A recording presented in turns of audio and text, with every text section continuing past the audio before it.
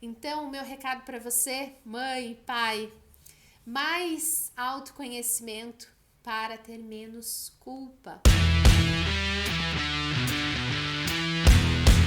Na relação com o seu filho, com a sua filha, procure entender quais são os comportamentos difíceis de lidar, quais emoções que isso desperta em você e o que isso significa, o que isso revela sobre você. Porque a gente às vezes tende a olhar muito para o comportamento da criança, né? A birra, a frustração, a contestação, o choro, mas a gente não para pensar muitas vezes o que esse comportamento significa, o que ele está mostrando, qual necessidade não atendida está sendo expressa nesse momento e o que está exigindo de mim, enquanto mãe, enquanto pai, para que eu dê conta de lidar com o comportamento do meu filho, e entendendo que esses comportamentos têm toda uma base aí também de fases, né, estágios do desenvolvimento da criança, que quando a gente começa a entender o que é esperado em cada fase do desenvolvimento da criança, a gente começa a entender o que ela é capaz ou não de compreender, os comportamentos que ela dá conta ou não de ter. Então isso é um ponto importante. A outra questão é também entender que essas demandas das crianças traz para nós o desafio de lidar com algo que muitas vezes é difícil para nós. Quando às vezes a criança sai batendo porta, né? O que isso desperta em nós? Para alguns pais, revela um lado onde se sente agredido ou se sente combatido na sua autoridade.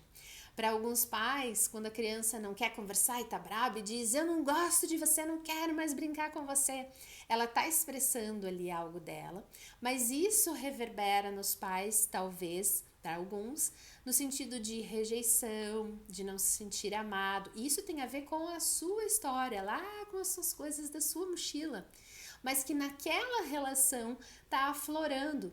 E aí, como que a gente reage diante dessas nossas emoções, desses nossos gatilhos, do que essa situação em específico nos traz? Muitas vezes a gente acaba revidando, né? Ou então a gente acaba tornando essa relação difícil, respondendo a um sentimento ou uma sensação que nem é própria dessa relação, mas que tem a ver com uma história de vida. Por isso é tão importante o autoconhecimento, para que esta relação seja muito mais frutífera, seja muito mais assertiva. Quando eu entendo o que é meu, eu consigo entender que aquilo que o meu filho está trazendo não é um ataque contra mim, mas é uma necessidade que ele está tendo de atenção, ou então de atenção às suas necessidades básicas como fome, sono, de se sentir cansado, ou quanto ele está super estimulado e isso acaba deixando mais agitado, né? Então, quais são as necessidades do meu filho naquele momento, tanto físicas quanto emocionais, de atenção, de cuidado, de afeto, de tempo de qualidade, quanto nos aspectos físicos, de como ele está. E o que isso também traz para mim em termos de demanda, como que eu lido com isso, o que eu faço com tudo isso, como que eu dou conta. E também entendendo que antes de sermos mães e pais, nós somos seres humanos, nós temos dias difíceis, nós temos dias bons e ruins, assim como todo mundo. E às vezes a gente vai dar conta de ser mais assertivo, de acolher a emoção, de ser empático, de orientar sem gritar ou sem brigar, ou então sem se rebelar contra aquele comportamento que a criança está apresentando. E tem outros dias que a gente não vai dar conta de fazer isso, porque a gente também não vai estar bem. E aí entra o autoconhecimento, da gente conseguir reconhecer esses momentos, esses sentimentos, essas nossas sensações e dificuldades daquele momento e entender, pera lá, o que eu posso, o que eu não posso fazer, o que eu dou conta, o que eu não dou conta. Escolher as nossas batalhas do dia.